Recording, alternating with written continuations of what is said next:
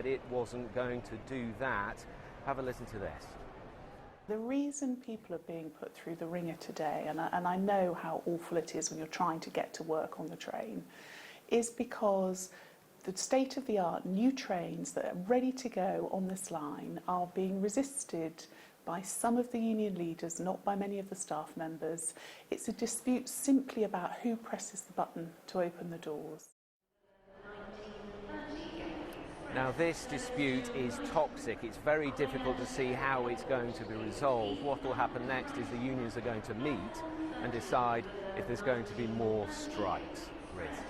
OK, Tom, from Victoria, thank you. Our transport correspondent, Tom Edwards. Now, hundreds of bees fitted with what's been described as licence plates are being released from a rooftop in London, so their movements across the city can be tracked. They're being fitted with a coloured tag by scientists from Queen Mary University. Emma North explains. There you go. From a rooftop in Mile End to the gardens of East London, these bees are destined for who knows where. It's up to us to spot them. So here I took my bee in this little cage. We call it. A few minutes in the freezer makes for a chilled bee. Then it's marked up. A little bit of glue. Scientists at Queen Mary University London want to find out where London's bees go and what they feed on to get a better idea of how they can boost numbers. For some years now, Britain's bee population has been in decline. Our land has either been built on or used for agriculture. But London is a comparatively green city. We have lots of little individual gardens. So this experiment, it's been hoped, will show the potential that Londoners as individuals have to help boost the population of bees and redress the balance. Bees have memory. They make choices. They like clover, lavender and snapdragons. They're not so fond of the flowers we like, such as geraniums. So these scientists want Londoners to change their gardening habits and give bees a better choice. By labelling these bees with individual license plates, if you wish, we hope that people will be able to form a little bond with the pollinators that visit their gardens. The bees will probably travel about 3 kilometres. If you spot a bee, take a picture and send it in. It's a kind of bee bingo. The experiment will last all summer. There's no way of knowing if it'll work or whether all those involved will want it to get off the ground. Emma North, BBC London News.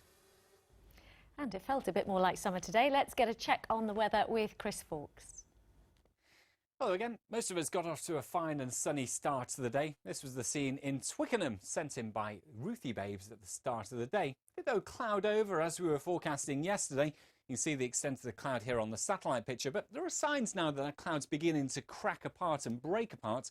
So a little bit of late evening sunshine for quite a few of us. Then overnight there will be some changes. The cloud's going to come back in.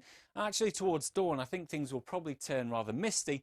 It'll start to feel quite humid as well, with temperatures 14-15 degrees Celsius for an overnight low for some. Then for Wednesday morning I fancy the cloud could be just about thick enough to give us a few spots of drizzle for some areas. But for the most part outbreaks of rain are forecast to stay to the north and west of our area. So much of the day probably cloudy, feeling quite humid, and maybe a few breaks in the cloud coming along as we head through the afternoon, but certainly not as much sunshine as we did see during the day today. Temperature-wise, we're looking at highs reaching 23, maybe 24 degrees Celsius.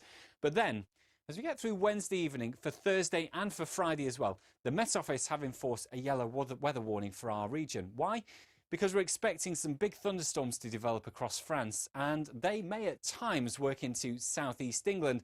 There's uncertainty though, they could equally just about stay across the near continent. However, if they do come into the southeast, we're looking at the potential for getting half a month's worth of rain in the space of 1 hour. So that would bring us the risk of some localised flooding problems. And that's your forecast. And that's it for now. I'll be back later during the 10 o'clock news. Plenty more, though, of course, on the day stories, on our website and our Facebook page. From all of us here, have a lovely evening. Bye-bye.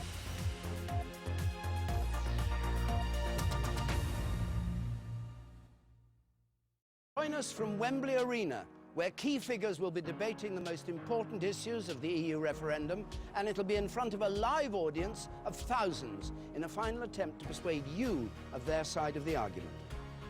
The Great Debate, tonight at 8 on BBC One, helping you make sense of the EU referendum. Rolls-Royce Corniche, one of the best of the very best. It may only be half as powerful, 10th as reliable, none of that matters. Chris Evans cracks me up. He's going to be going on and on about cars are better in the old days. I'm here to tell you they weren't. They sucked. The brand new series of Top Gear continues Sunday at 8, only on BBC Two.